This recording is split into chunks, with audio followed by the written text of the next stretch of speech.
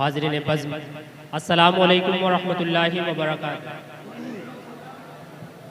हम और आप अल्हम्दुलिल्लाह मस्जिद पाक में तशरीफ़ फरमा है, तो हम और आप एतिकाफ़ की नियत कर ले। नवैतो सुन्नतल एतिकाफ़।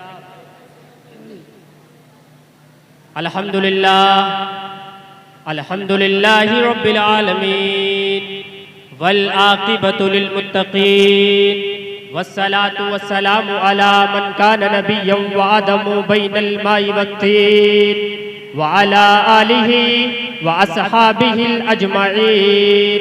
अम्मा बाद, अर्ज़ करता है कि सहरा में जंगलों में बयाबान में पढ़ो, सहरा में जंगलों में बयाबान में पढ़ो, मीनार गिर पड़े तो मैदान में पढ़ो। और ये बेखबर नुजूमी तुम्हें क्या बताएंगे प्यारे, कल होने वाला क्या है कुरान में पढ़ो, कल होने वाला क्या है कुरान में पढ़ो।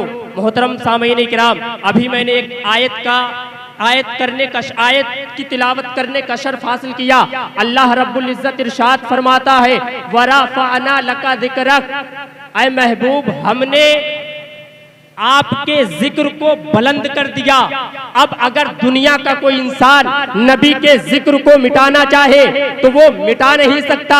अगर कोई दुनिया का इंसान नबी के जिक्र को खत्म करना चाहे तो कोई खत्म नहीं कर सकता, इसलिए कि कहीं नबी का जिक्र खत्म कुरान की महफिल की शक्ल में होता है तो कहीं महफिल नबी की शक्ल में किया जाता है। जिक्र मुस्तफ़ा हर चीज के अंदर है। नबी का जिक्र अजानों में है, नबी का जिक्र नमाजों में है, नबी का जिक्र समंदर में है, नबी का जिक्र समंदर की सैलानी में है, नबी का जिक्र दरिया की तुगियानी में है, नबी का जिक्र हर एक जर्रे जर्रे में है। अब मेरे उससे मुखातब हूँ कि और कह रहा हूँ कि जो शख्स नबी के जिक्र को मिटाना चाहे तो सबसे पहले अजानों को मिटाना होगा, नमाजों को मिटाना होगा, दुनिया को मिटाना होगा, जर्रे को मिटाना होगा। तो पता चला तुम अजानों को नहीं मिटा सकते, तुम नमाजों को नहीं मिटा सकते, तो इससे पता चला जब तुम इसको नहीं मिटा सकते तो नबी के जिक्र को भी नहीं मिटा सकते। जब बरेली के ताजदार की नजर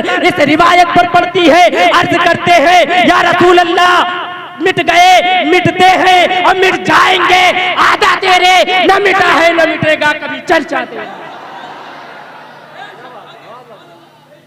वो जात प्यारे मुस्तफ़ा सल्लल्लाहु अलैहि वसल्लम की है।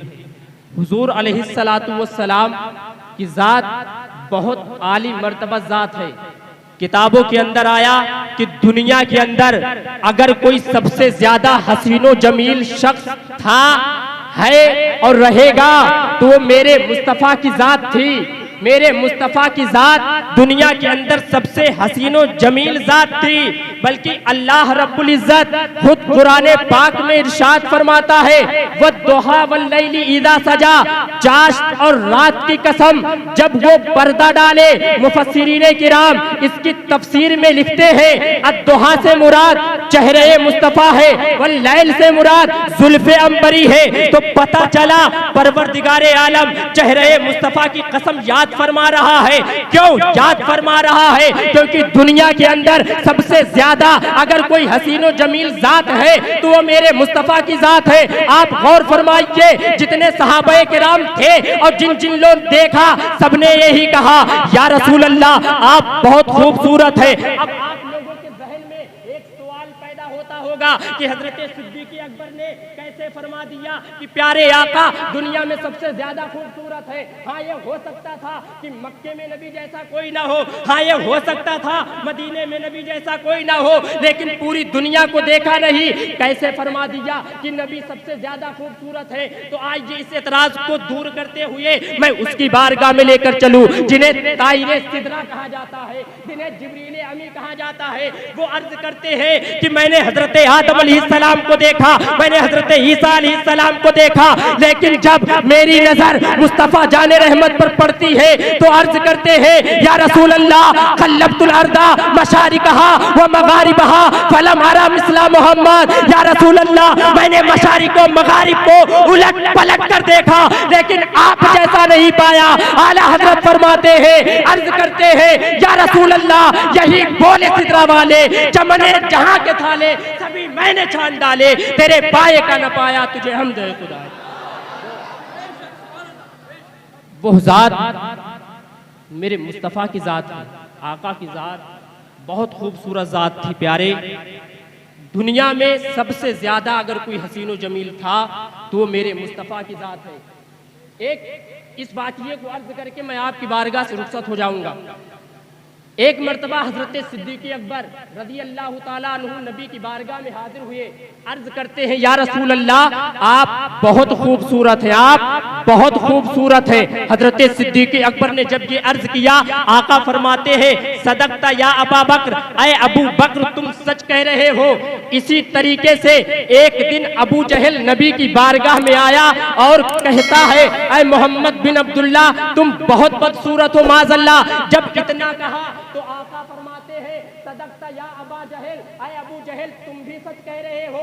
सहाबे किराम का मजमा लगा हुआ था, सहाबे किराम बैठे हुए थे। अर्ज करते हैं या रसूल अल्लाह दोनों बातें कैसे सही हो सकती है?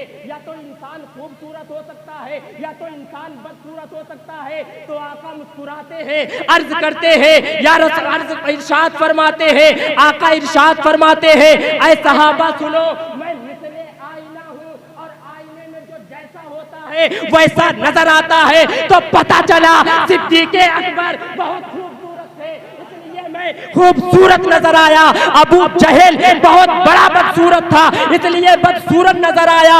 तो अब मुझे कह लेने दिया जाए कि दुनिया के लोगों अगर तुम्हें मेरे मुस्तफा को देखना है, उतबा की नजर से मत देखना, शैबा की नजर से मत देखना, अबू जहल की नजर से मत देखना। अगर तुम्हें देखना है तो सिद्दीक़ अकबर की नजर से देखना, उमर फारूक आजम की नजर से देखना, उस्मान गनी की नजर से देखना। हुजूर तुम्हें अच्छे भी नजर आएंगे, हुजूर तुम्हें सच्चे भी नजर आएंगे। मोहतरम ये जात थी मेरे आका की। अब मैं अपनी गुफ्तगू खत्म कर रहा हूँ। परवरदिगार आलम की बारगाह में दुआ है कि मौला मेरे बोलने में अगर किसी किस्म की लफ्ज़िश हुए, मौला उसे तो माफ़ फरमाए। अस्सलामु अलैकुम व रहमतुल्लाह।